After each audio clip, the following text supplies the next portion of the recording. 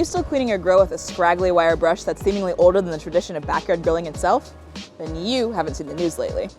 The bristles on those metal brushes can break off as you're scraping up the burnt-out remains of last week's steak dinner. And they can end up in your food, in your mouth, or worse. Today, we're going to try a hack that aims to remove sharp metal pieces from the grill cleaning equation. Maybe you've seen it on TikTok. Cleaning a grill with an onion. The idea is that the onion's acidity will get the gunk off your grill. Since an onion is all natural, you don't have to wait for any sort of cleaner to burn off before you can put the meat down.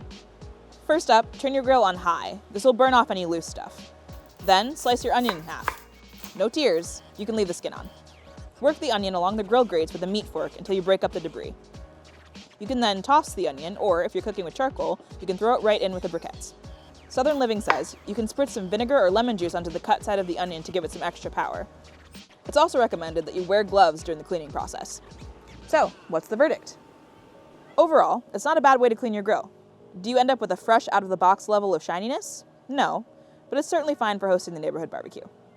What internet home hack should we try next? Let us know in the comments.